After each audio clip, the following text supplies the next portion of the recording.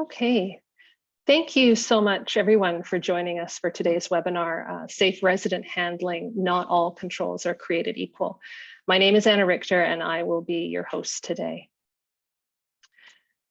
Today's webinar is presented by Safe Care BC. We are an industry-funded nonprofit association working to ensure injury-free, safe working conditions for continuing care workers in BC. Safe Care BC wants to start today's webinar by recognizing that we are gathered on the ancestral and unceded territory of First Nations, Inuit, and Métis people across British Columbia. We thank them for being good caretakers of the land and allowing us to be visitors on this shared territory to do good work. Before I introduce our speakers today, I'd like to cover just a few housekeeping topics. Today's webinar is being recorded, and after the event, we will share a link to the recording and the slides and any additional resources. We encourage you to revisit the content and share it with your colleagues. To minimize distractions, we have disabled attendee cameras and microphones. But don't worry, you can still talk to us using the Q&A button at the bottom of the window. If you have a question for the speakers, just type it in there and I will either pose it to our speakers at that time or hold it for the question portion at the end. So in today's webinar, we will be hearing from three speakers. The first is Gina Vallis. Gina is a Canadian certified professional ergonomist, a certified health and safety consultant, and a certified psychological health and safety advisor working in the ergonomics and human factors field for over 25 years. She is also secretary for the College of Canadian Certification of Professional Ergonomists and a part-time instructor for ergonomics in the BCIT Occupational Health and Safety Certificate Program. She has shared her knowledge at multiple conferences, including the Human Factors and Ergonomics Society Symposium and the American Society for Quality. Currently, she is a product owner at WorkSafe BC, working on developing systems for success and prevention. Laura Gibbons has been an occupational safety officer at WorkSafe BC for 12 years. She started working as a nurse in the early 1980s, but found that she was more passionate about worker health and safety. Laura then worked as a health and safety advisor and manager in the healthcare and social services sector, along with construction, hospitality, manufacturing, and government agencies. She's also had the opportunity to teach health and safety in various post-secondary programs. She holds the Canadian Registered Safety Professional and Certified Health and Safety Consultant designations. And Jennifer Roach is also joining us today. She is an experienced consultant with over 15 years of experience providing education and assessment services for ARJO customers in safe patient handling, hygiene, pressure injury prevention, dementia knowledge and care skills, and disinfection. She joined ARJO in 2008 and has been a valuable team member ever since. Jennifer's expertise in safe patient handling has helped ARJO customers improve patient outcomes and reduce the risk of injuries to patients and caregivers. She's also provided education and training in hygiene and disinfection, helping prevent infection spread in healthcare settings. Jennifer's vast experience and knowledge make her an indispensable asset to ARJO and its customers. She's passionate about improving patient outcomes and providing the best care to those in need. Together, they will be speaking about controls that enhance the safe resident handling system in your workplace.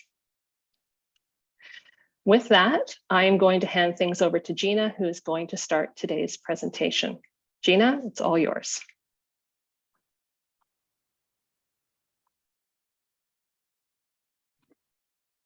Thanks, Anna. I'm going to share my screen and hopefully get that all going and start off our presentation. Okay, can everybody see that okay? Thumbs up. Okay, great. So thanks so much for the introduction. We're super excited to be here today as we're all passionate about healthcare and setting up systems for success that enable staff to deliver the care that they dream of. So today we're going to be talking about controls, and there's a lot of controls available. They do different things, and it can be confusing to know which ones are going to work best and for which situations. So that's what we're going to talk about today, and focusing on ones that can minimize the risk of injury and allow for better resident care. Then we're going to talk about how all parts of those of the system work together to create that safe resident handling that we want to see. So first, I just wanted to share a little bit about the types of incidents that we see from safe resident handling. And, oftentimes we think MSI, and absolutely musculoskeletal injury is the largest category that we see of incidents that come in. And these are specifically worker claims. And WorkSafeBC defines MSI very specifically as overexertion, which are loads or forces that are so great that they exceeded the tissue tolerance. So it could be the muscle, it could have been a ligament. And then also repetitive motion, which is that repeated loading that weakens tissue over and over again to the point of failure. And it can be very difficult to know sometimes that, yes, where is this actually coming from? But that's where risk assessment comes in, and we, have looked at those sorts of pieces and know that, resident handling is one of the high risk activities, depending on the level of ability that the worker or the resident has. So those are the main categories that we see for MSI. We also see falls, and this comes about from where, let's say, someone, the worker made a decision to move the person. Maybe yesterday they were fine and they were able to move okay, and then all of a sudden, today's a new day. They're not maybe feeling as great, and now, they're standing up. They feel dizzy, and usually the patient falls first, and then the worker's trying to help the resident so they don't hurt themselves, and often ends up falling themselves. So we see incidents happen from that. We also come across incidents from violence and safe resident handling, from resident handling, and this can happen from where the worker's trying to move them manually, and obviously they're in their strike zone, and sometimes that can create a bit of pain or discomfort for the resident, and that can lead them to lash out and strike a person. So we can see multiple incidents, and so when we're thinking about what incidents can we reduce when we're looking at safe resident handling, we want to look at more than just MSI, but also include the falls and the violence as well. So I'm going to pass it over to Laura to talk about the regulation piece next. Thanks, Gina. You're going to be my operator, right? Yeah. Okay. Do you want to just put up the slide and then I'll do this. So I'm going to assume that everyone that's at this session knows about the Act and the regulation, the Workers' Compensation Act and the Occupational Health and Safety Regulation of BC. Every employer in BC must ensure a healthy and safe workplace. Every worker must also participate in ensuring that there's a healthy and safe workplace. One part of the regulation deals with ergonomics or MSI, and that's part 4 of the regulation. And because we're focusing on risk control, I've just pulled out one subsection that deals with risk control of MSIs. And what it says is the employer must, that word must is very important because they must do it, must eliminate, and if that is not practicable, minimize the risk of MSI. And what that means is the hazard is the physically dependent person. So you can't get rid of the hazard. What you do is you look at the risk. How has the employer minimized the risk of injury to workers from MSI? And that's our focus today, but it's really important to understand the employer is responsible for minimizing the risk of MSI to workers. And some of the tasks employers have to look at when they're analyzing or assessing the task or assessing the risk is looking at tasks that include lifting or lowering of the resident, transferring between surfaces, repositioning, and that one's really key for me, repositioning in bed or chair, supporting the limbs, such as supporting limbs when you're doing certain tasks, and rehab and activating. There's actually a really good guideline that's associated with this section of the regulation. I would really encourage, I'm going to say this word, I really encourage everyone to go to it. It's 4.50 sub 2, and it really addresses physically dependent persons and what you need to do in regards to minimizing the risk. So what we're going to look at is, I'm just going to do one more quick little thing about point number 1. What the employer has to realize is that controlling the risk of MSIs on a physically dependent, while moving a physically dependent person involves a number of elements such as policies, procedures, engineering controls. Training of workers on the appropriate selection and use of available controls is an important element. But you need to be really, really aware that it should be noted that training in body mechanics, like safe lifting, and manual handling, like using of slider sheets, on its own does not minimize the risk of MSI and is not considered a control. So that's really an important thing to remember when you're looking at your controls and also when you're doing incident investigations. Yeah, it's sharing. And so the second part of this regulation talks about personal protective equipment. Really, this is not applicable so much for healthcare because there's no PPE that really can be used to minimize the risk that I know of.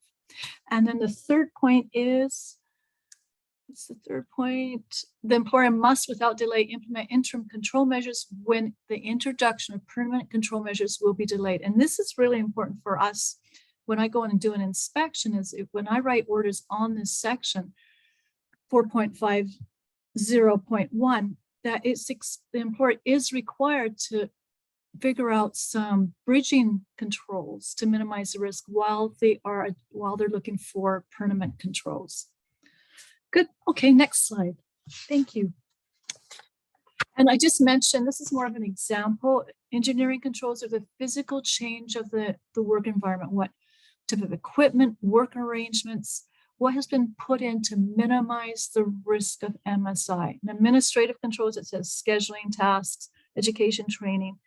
One of the key things here that's missing is supervision. And that's what I focus on too as an officer when I do an inspection, is how are the workers being supervised to perform the task safely? Great. Okay, next slide, please. Thanks, Gina. Okay, this is the absolute key to everything. Point of care risk assessment. I imagine everyone knows about point of care risk assessment. Prior to providing care to the resident patient, you need to ensure workers are doing point of care risk assessment. And I see it's like feeling the air around the person as you walk into the room or you're approaching the patient or resident. Where are they cognitively? That's what I start with first. Are they cognitive? Are they able to follow instructions? What is their mood? Are they in a mood that they are not receptive to following instructions? And in that case, does the worker have the ability to take a step back and say, you know what, I don't need to do this task at this point in time? So looking at the person in care, what does the worker see? Can the resident follow directions? Can they lift themselves up? Can they turn themselves over? What is it that they can do, and how is that going to minimize the risk to the workers? So person in care, the actual task itself, what does the task require the worker to do? Does the task require two persons? And absolutely, if the task requires two persons must do the task. And has the worker checked the care plan? Many times workers may forget to check care plans. It's very important that they have current information prior to doing the task. And the environment, how the area is set up, can they do the task safely? Can they move the resident? Is it a clear path from point A to point B? They have to look at the whole environment. Is the floor slippery? Is it wet? Are there blocks in the place? And then also the worker themselves. Are they physically able and mentally there to do the task at the time? But every time a worker is to provide care to a resident, they really should be doing a point of care assessment, not just at the start of the shift. Good. And then I think I've done all that. And then just one last slide. Gina and I are going to share this one. I'm going to talk about slider sheets because that's the bane of my existence. Slider sheets. Very important to understand that slider sheets are a control where a resident can do most of the work. They are not to be used to move or reposition a resident in bed who cannot participate in doing most of the job. Because even looking at this slide here, you can see that the resident is not putting his knees up to help push himself up in bed. It's going to be all placed on the two workers to heave and hove the person up in bed. And that will create a a risk of MSI to workers. So I always ask the workers, explain to me how you reposition a resident in bed, what determines whether you're going to use a slider sheet or much better engineering controls such as a lift. So there's a lot of things to look at. Unfortunately, too, slider sheets are being taught in certain post-secondary education healthcare settings that we really need to address. Good. Thank you very much. Thanks, Laura. So another example that we have that is available is the total floor lift. And you can see that in this case, the worker has to push the lift, and you know, depending on how far that resident has to go, with the task that they're working on, and this push force adds an extra bit of potential risk to the worker, and it can be higher if the ground conditions or the floor conditions are such that it makes that increases the friction. Let's say if it's thick carpeting. And the other thing is around, going over transitions or turning tight corners and these sorts of things. So they can increase the risk in that way. But, like we said, all of these are potential options and they have a place. But knowing what those places are is really the critical piece here. So there's other types of controls that are out there as well. There's automated repositioning systems, and this is kind of works like a conveyor system where there's a system that runs underneath the sheet that is pulling the resident back up if they're kind of sliding down the bed. And there's also an automated turning system that's available so that it will turn the person while they're lying in bed, and help to reduce the potential for pressure wounds and that sort of thing. And then there's other types of controls like called an XY gantry. It's quite interesting. I did try to do some research on this previously, and I've seen H type come up as well, and all sorts of different names that come up around this. But in actual fact, what you'll find mostly for research is information about ceiling lifts, but they don't necessarily specify what type. And what we've seen is that there's actually quite a big difference between the different types of ceiling lifts. So the XY system covers a full area. So it can do a number of different tasks all within this area. And that's contrasted with the single track. So this is, what's also called a J style, where the task can only be performed directly underneath the track system. So in this case, there's some ability here to move up and down in bed and then maybe do a transfer. And then there's also the perpendicular to the bed. So here we have, the ability to do a turn or a lateral transfer, and then also, a transfer to a wheelchair.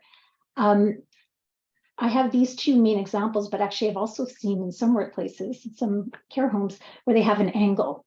And so in that case, there's only the ability to do a transfer. So, they've kind of limited just how much can be done with that type of a system. So these are some of the systems that are out there, and we're going to pass it over to Jennifer now to talk a little bit more about the equipment and the examples that she's come across. Thanks, Gina. This picture shows probably one of those J tracks or angled track moving somebody in the bed. And what we notice here is that there's an angle on the strap. So when the lift elevates, it's going to put lateral pressure on the strap against the housing that it goes inside. So not only is it going to put push-pull forces on the person in bed, and depending upon what is their cognitive state, those push-pull forces might feel like overwhelming or a lot. It's also going to probably drag the person a little bit and require the care staff to hold on to the person, but it puts a lot of wear and tear on that strap rubbing against the housing. So if we're doing a lot of maneuvers with the strap required to be at an angle to directly over top of the person, it can do damage to the equipment and cause regular and expensive repair bills to that equipment, as well as putting pressure on the staff to have to maneuver the person against where the lift lines up. So we'll go to the next slide. Perfect. So this is actually an example of a short-term control measure that we can put in place while we're waiting for a long-term control measure to come into place. This is a portable gantry system that we can take from place to place or set up really quickly, is available for rent, is available for purchase. And we can put these kind of systems in place when we're waiting for renovations to, say, the ceiling or the walls to be able to support a permanent solution for overhead lifting or for mechanical controls. And next slide, please. So we have more of a semi-permanent control in these solutions here. There's a straight track gantry system, as well as a 4-post gantry system that is an XY, which is the gold standard. So depending upon the space that you have available to do the work that you need to do, or the kind of jobs that you need to do, there's options available that can be installed on a semi-permanent basis and then removed if they're no longer needed in the future, or moved to a different room in the future. And here is an example of a permanently installed control. So in this particular case, we weren't able to put a ceiling track over top of where we needed it in this bathroom because, as you can see, the ceiling is a light duty ceiling. It's got venting and lights over top of where we would want to install the track. So these kind of tracks are actually wall mounted and they bear weight on the floor. So we now have great solutions for buildings that have been told in the past that they couldn't have ceiling tracks because the ceilings didn't work out in that space. We've got a better solution that bears weight and is permanently attached to the wall. So when it comes to finding the right solution for your individuals, slings are so important. Here's some guidance on choosing the right slings for your person. There's so many different styles and sizes of slings available, and really residents should be assessed for what sling style and size is appropriate for them, and by a qualified care partner. Resident sling styles and sizes should be documented on the care plan so that there's consistency and so that all of the staff know what is the right sling based on the expert's opinion. And it's important for facilities to consider a champion model of training to create those experts or qualified care partners in-house so that they have someone at their disposal all the time, or a number of people who are confident and comfortable in choosing the right style and size of sling for their residents. When it comes to repositioning in bed, Laura talked about earlier, there's slide sheets for people who can help. And when we're looking at slide sheets, we're looking at textiles with a low coefficient of friction to reduce the push-pull forces for the staff, as well as to protect the skin of the resident from shear while we're moving them. And then for those residents who can only offer minimal assistance or who cannot provide assistance in their own turns or mobilizations, we should look at a repositioning sling like the one pictured here, in combination with a mechanical lift. And in this picture, we've got the sling paired with a passive floor lift, but it's also great to have an overhead lift at your disposal for that kind of transfer. Method of mobilization in bed should also be documented in the resident care plan. And these kind of repositioning slings, when we're making a decision between different repositioning slings on the market, it's really important to look for slings that when we're leaving them in place are made of a thin and breathable material so that they reduce the risk of heating up the skin and making the tissue more susceptible to pressure. When it comes to sling safety and managing your inventory, slings should be checked always at the point of care for their structural integrity. The Canadian Standards Association has published guidelines about what to check on your sling before a transfer and at regular intervals. Those guidelines are the Z10535 guidelines. And here it says, slings and their clips and attachment points should be inspected for discoloration, weakness, rotting, any tears or frays or cracks or worn areas that predispose the sling for failure. So we're all responsible before we transfer someone to make sure that that sling's not going to break during the transfer. And then another recommendation from the Canadian Standards Association document says that a facility should undertake a documented risk assessment periodically per the manufacturer's instructions, or at least every 6 months. So we're regularly documenting the condition of our slings with all of those inspection points there and keeping a record of how often they're inspected formally. Thanks, Jennifer. So now we're just moving into just a comparison. So we've talked a lot about different types of controls and the slings that are critical in that process as well. And what we can see is that when you look at what types of tasks that need to happen in resident handling, we see that the XY system allows for all of the tasks in terms of transferring to most points in a room, transferring from the bed to a wheelchair, picking up from the floor, repositioning side to side or boosting or turning, as well as repositioning in a wheelchair or a chair. And the single tracks, have some functionality, but you can see that they're not able to do everything. So, they can't transfer to most points in the room. They can transfer to the bed, to the wheelchair, but what we see is that the usability of these lifts actually goes down because you have to be so precise in terms of lining things up and having that chair directly underneath the track. And otherwise they go to the side loading, which we saw a picture of, and how that can actually reduce, create damage to the equipment. And Jennifer was sharing with me earlier that it actually can result in them having to change out the strap within 6 months. So it's quite substantial. The possibility of picking up from the floor, again, if it's directly below that track, it's got limitations depending on the orientation of the track, if you're going to be able to do any type of repositioning. And again, that repositioning in the wheelchair or the chair is going to depend, again, where that track is and where the chair is. And so there's definitely lots of limitations. And one of the things that we've seen from WorkSafe is that a lot of places are being asked to build or building new facilities, and they're being asked to provide 100% ceiling lift coverage. And at that time, they don't necessarily need 100% ceiling lift coverage, and they end up putting in just a single track to save on the extra bit of money that it takes to go with the XY.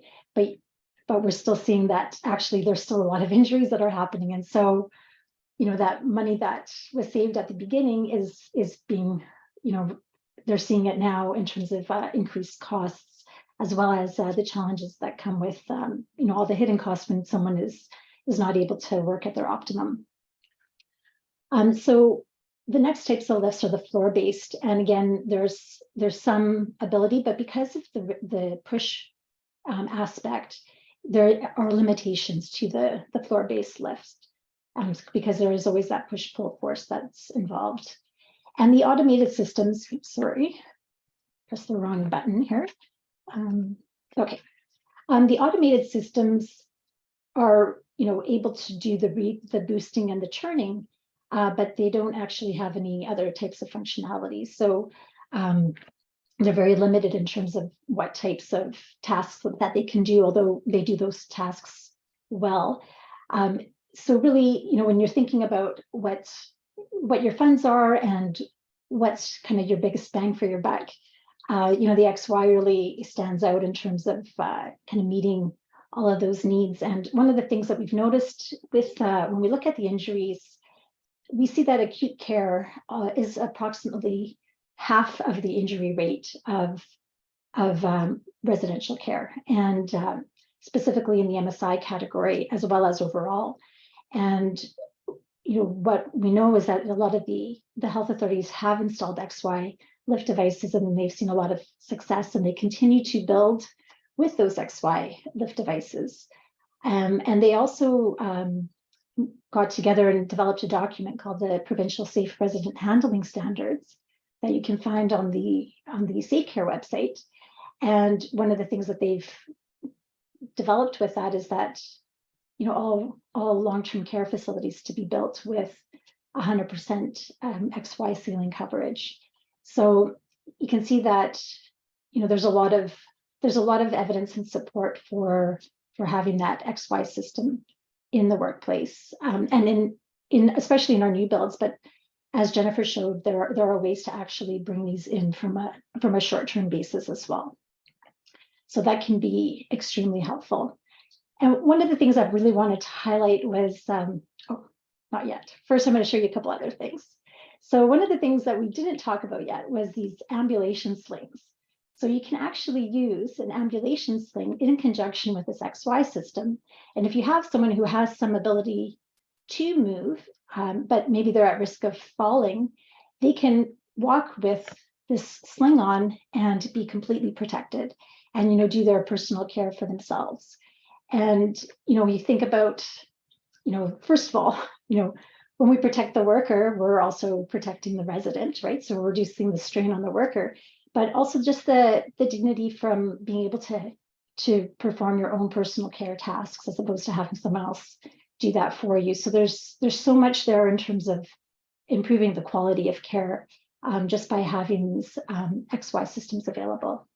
And another picture that I love that Jennifer shared with us is, you can even have someone dancing, right? So there's some really amazing things that you can do with these XY systems. And a video that I had seen has a child who has, some challenges with mobility, and her parents have, their whole living room is set up with an XY system.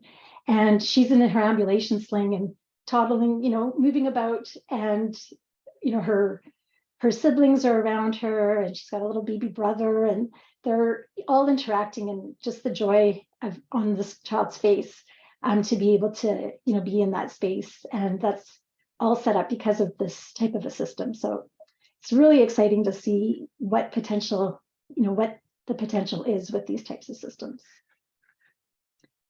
And that brings us to the whole safe resident handling system.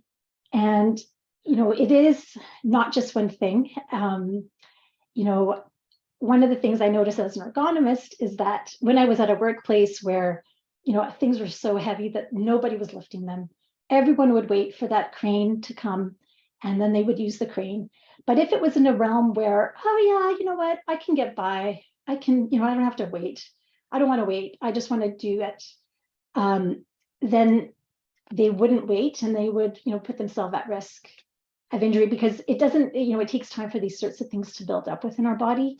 And so because you don't have that immediacy piece, it's easier to kind of put yourself in there. And same kind of idea with safe resident handling is that, you can get away with doing it, manually, but, eventually it does catch up with you, and we know that. So this is where, that whole system needs to be in place to really help people to, do the right thing. And really, it starts off with this resident and family education. So some of the things that we hear is that, oh, the family didn't feel comfortable with me using the lift device. It feels like it's, this machine, right? And I even had someone talk to me who's having this emotional experience, and she herself sells lift devices. And she said, yeah, when my father needed to use one, like, I know it's the best thing, but I felt like, oh my gosh, like there's an emotional reaction that happens when your loved one is now, declining to the point where they need some extra assistance. And so I think kind of really focusing on this piece and helping people to feel comfortable, getting them to try the system out, will go a long way. I know it takes time, but it helps them to feel comfortable. When you've got their buy-in, now you've got them, your staff and your system is set up to be able to enable that safe work and safe for the resident.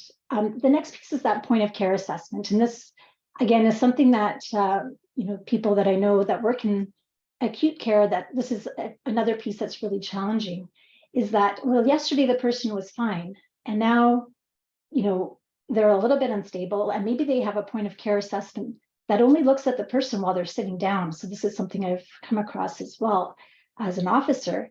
And we all know that once you stand up, you might feel more dizzy, but when you were sitting, you didn't feel it, right? So it's just critical to get that, to do a type of assessment, point of care assessment, that gets the person to stand up, take a few steps, and see, how stable are they? Are they actually able to, to ambulate as, they did yesterday. And, taking that time to really focus on that piece. And I know, sometimes people feel like they're rushed and they've got a, high workload. So it can be hard to take this time, but I think, finding a way to make that in that part of that system, understanding the criticalness of it can help with this piece. And so then when they do need more than minimal assistance, we're moving to those engineering risk controls like the ones we talked about. And then that next part of that system is training and getting people to feel comfortable with it, because it always takes time to learn something different. And I used to laugh, when I worked with a lot of the labor workers, and they would say, you're asking me to pivot my feet or turn my feet instead of just turn my body and, do the twist.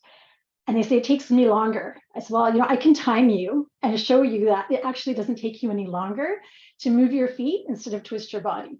But what it does take time is to learn a new habit, right? And so, we're busy, we're got so many things we want to do and that we need to get done. So taking that time is a challenge. And the more that we can focus and get people training and feeling comfortable, then that kind of goes into that coaching and supervision piece. Then we're going to get people using these systems more, and they're doing the best thing for themselves as well as the resident, as well as your workplace as a whole, your whole organization. The performance will be better because now you don't have to worry that someone's not available to work. So you've got to try to find other workers. We all know we're in a really challenged time right now where people are, there's just not enough workers, and people are getting burnt out as well. So all of that kind of fits into the whole safe resident handling system, and each piece of this is critical to success. And success not only from a physical perspective, but also from a psychological health and safety perspective. So thank you so much for taking the time to join us today. We wanted to make sure that we had time to go into any questions and have some discussion with you. And so thanks for joining us at this beginning part, and feel free to put your questions into the Q&A box and we can have a discussion. Thank you so much. Great. Thank you so much, Gina, Laura, and Jennifer, for your presentation. We do have a few questions that have been submitted. As a reminder, if you have a question that you've not yet submitted, please enter it in the Q&A and we'll get through as many questions as time allows. Before we get to the questions, I want to thank you all for attending. When you leave the webinar, you will be asked to complete a very short feedback survey. There's only 4 quick questions, and we would really appreciate if you could fill those out, as it helps us understand if these webinars are working for you. So one of the questions that we had that has come through the chat is for individuals that might work in the community care setting. And they ask, how do we make it possible for families to be involved, to work the lifts, assist with the transfers, rolling, and putting up in a bed, for example?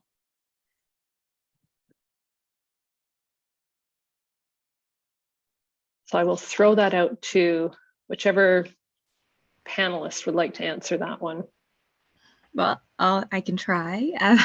I work mainly in institutional care, and our products are supplied by vendors like HME or National Seating and Mobility. And so whoever you are receiving equipment from, or purchasing equipment from, or renting equipment from, I would ask that organization to offer training, and not just for the caregivers coming into the home, but the families, so that they're comfortable using the equipment. Okay, great. Thank you, Jennifer. Jennifer, earlier in the presentation, you spoke to sling styles and mentioned there's options for keeping the slings on the bed for certain residents. Is it better to leave the slings in place or to take them out? Yeah, that's a great question. Whether we're leaving a sling behind somebody in a chair or on the bed, an individual assessment of risk is important so that you can weigh the risks and the benefits to leaving a sling in place. So some risks for leaving the sling in place would be for pressure and for heat, right? Increasing the heat of the skin reduces its tolerance to pressure. So if the person has high risk for pressure injuries, we want to try and take the slings out. Some benefits from leaving slings in place is it's hard on a lot of stiff residents to push and pull on them and have the sling come in and out. And depending upon their cognitive state when we're trying to get slings in and out, it might cause some reactive behavior to try and remove slings from people. It's also a lot of pushing and pulling force, and often we adopt poor postures when we're inserting slings and removing slings. And if that sling's coming in and out a lot of times during the day, that's a lot of potential dynamic overload for the caregivers putting slings in and taking slings out. And then also the resident's preference will play a part in the decision-making process about whether we're leaving slings or taking them out.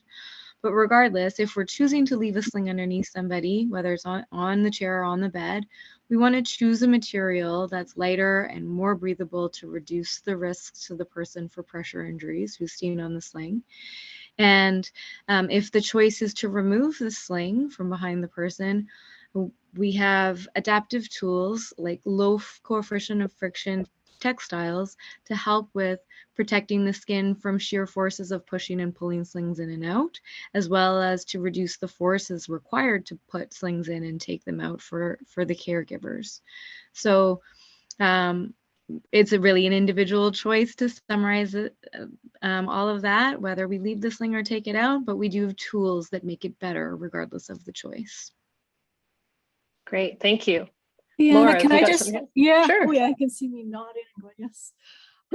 We focus on, my focus, or WorkSafe's focus, is on worker safety and how has the employer minimized the risk? And that's one of the key questions I ask when I do inspections is, do you leave the sling under the resident during the day or for periods of time? And if they say no, I said, well, have you done an assessment in regards to sling selection? Because as Jennifer said, there's a lot of pushing and pulling, not just on the part for the residents' skin and stuff, but you have to think about the force that workers have to put the sling under the resident in bed. That's a relatively easy one. But when they take the sling out from under the resident, when they're sitting in the chair, and then they're putting the sling back on the resident when the resident's sitting in the chair, that's a lot of risk for MSI. That's a lot of supporting of dead weight of legs and arms and stuff. And that's putting a lot of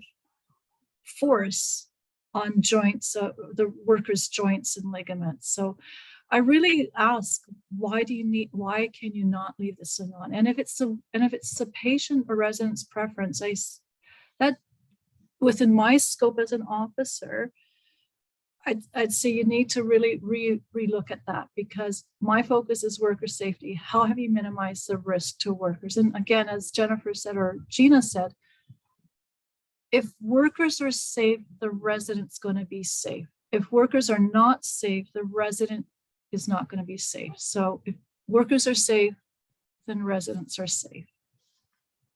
There, thank you.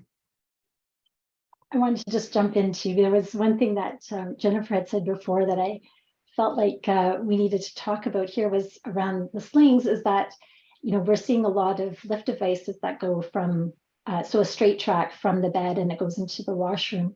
And I remember Jennifer was saying about how sometimes they're using like a hygiene sling, which is not really intended for that kind of, it doesn't provide the same kind of support. So I don't know if you want to add some more details on that one, Jennifer, but I remember thinking that was a really interesting point about, in terms of the selection of the sling that gets used as well.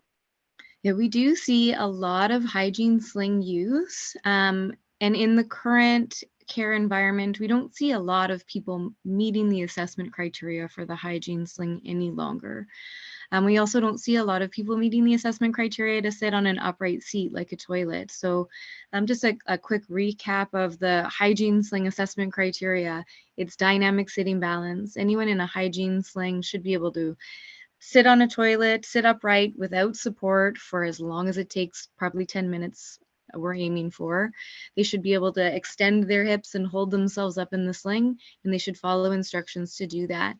And if we're building all the time our tracks to go into the bathroom, then to a worker, that would make sense. We have a goal of toileting everyone, get them onto the toilet. But really we need to think about, can that person sit safely on the toilet, and can they handle that long distance transfer from the bed or the chair into over top of the toilet and then sit there. So I'm trying to encourage as much as possible toileting assessments. If the person cannot sit upright on the toilet, the toileting sling is not an appropriate device for their use. They should have a commode that tilts to provide them support in an upright seated position. And then all of our slings are designed with a commode opening in the bottom, so that area underneath the person's pelvis, whether it's a full support sling of any different style. So those slings are designed to put somebody onto a commode that tilts or a toilet so that they can be voiding through that.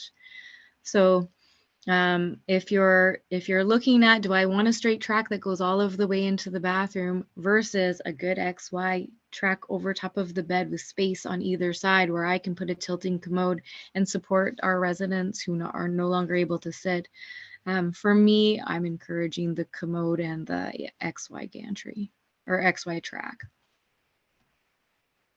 And one last key thing, got all three of us excited about this, but one last key thing is, when I do an inspection too, is if I see a sling being used for the wrong task, I write an order on that, because I always revert back to what is the supplier and manufacturer's instructions in the safe use of that piece of equipment. And if it's being used outside the scope of what it's supposed to be used, then that creates a risk of injury to workers, because something may fail. So really, really important that each task has the appropriate sling. Mm-hmm. And the hygiene sling, we really do recommend as an adjunct to a full support sling. Everyone should have a full support sling for their use. And the toileting sling only used for toileting, undressing, and dressing when it's appropriate for that person. Great. We did have a question come through in the chat, and I'm going to apologize in advance that I don't know what this is, the piece of equipment. What about the use of a Sarah Steady in the home regarding movement from WC like commode? Are we able to move a client with that? So I'm gonna, that's an RJO piece of equipment, so I okay. can take that one. Yeah, Perfect. For sure. Thank you. So the Sarah Steady is designed for those residents who are still able to weight bear, but struggle to pivot or turn and back up. And typically, as we lose our skill with our dementia, we decline in our skill. You might notice people walking a little bit more flat-footed rather than being able to do like the heel strike and roll off the toe. So we just kind of lose our ability to walk with a really good coordinated effort. And that makes it hard to back up to sit down on a toilet, and it makes it hard to pivot and turn to sit down on a toilet. So the Sarah Steady is really intended to take the place of a manual, hands-on transfer to move somebody who can still stand up but can't pivot very well, to take the risk away from the care partner, and to make it so that that individual or resident can still do the transfer themselves. So if you're not familiar with Sarah Steady, it's a platform with a bar that I can pull myself up into standing, and then there's a seat that I can sit on. And now my care partner can transport me or pivot me to line me up with the next seat so that I can sit myself down. So Steady is used widely in acute. It's great for long-term care. We're seeing more applications in assisted living now for those people who just struggle with the pivoting and backing up part. Great, thank you. Jennifer, you mentioned assisted living, which kind of leads into another question that's come in in the presentation, you spoke to kind of temporary controls, Gina, while waiting for more permanent options. And one of the questions that came in was for options for assisted living sites who may be receiving residents whose needs are a little more acute than what we've seen in the past. So what would you suggest in those situations? So whatever is the need of the resident for their mobility is what we should put in place for them wherever they are to protect both them and the people who are caring for them. So we do see a lot of people aging in place in assisted living now who maybe walked in the door but now are needing a steady because they're changing cognitively or physically and can't manage their mobility to turn and pivot.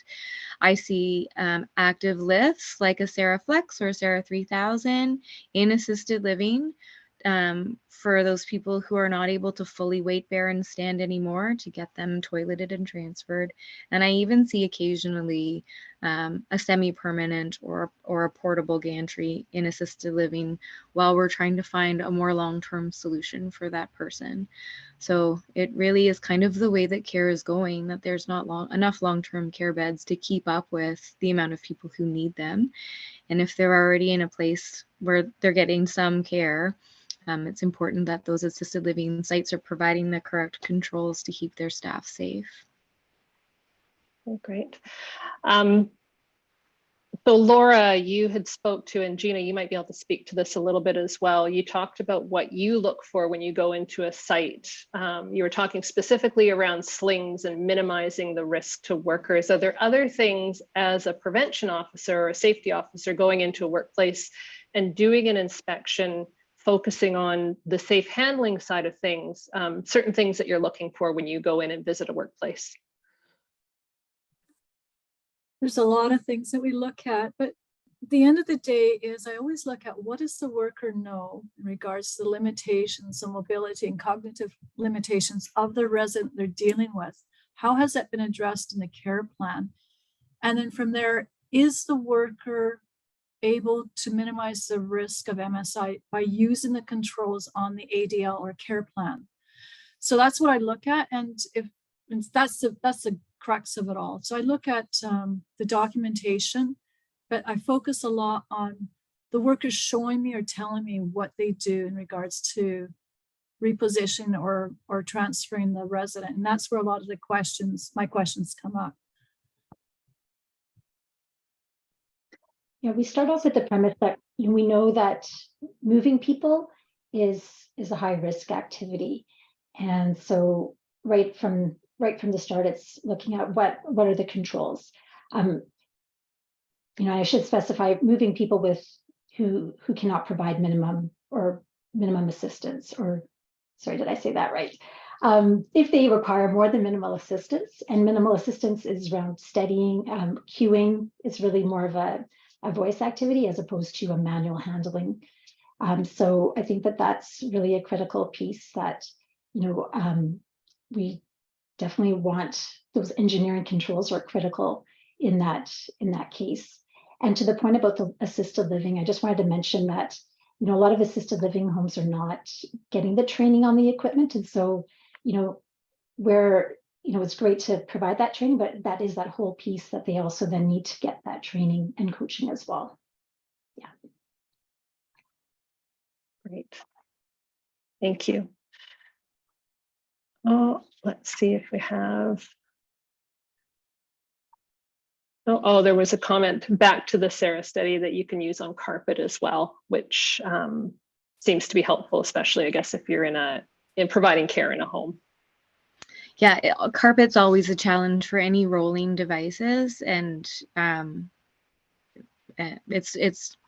see a lot of assisted living sites, places have carpet because it's homey, right? And people want it to feel like home, but if they're starting to have to implement rolling devices, they're renovating room by room, taking out the carpet, making sure that they've got good solid flooring in place when they have to pull in some equipment for that. So plus we're all, more modern now. We're all having hard floors in our homes. So hopefully that'll be a change for assisted living for the better too. Yeah. That's great. I am not seeing any more questions in the chat, but just a word to the audience. If you walk away from this webinar and you think, oh, I forgot to ask that question or question comes up, please email us at training@safecarebc.ca and we will endeavor to get you an answer to any questions that you may think of after the webinar. Before we end, I would like to invite you to check out some of our upcoming events. We have a webinar tomorrow on healthy sleep, understanding why healthy sleep matters. And you can register for this webinar on our website, www.safecarebc.ca/webinars. And we also have a number of upcoming courses coming up. We've got a Gentle Persuasive Approaches course in Abbotsford on April 21st, Provincial Violence Prevention Curriculum in Kelowna and Abbotsford. Kelowna is on April 25th and Abbotsford May 5th. And a Provincial Violence Prevention Curriculum Train the Trainer in Kelowna from June 19th to 22nd.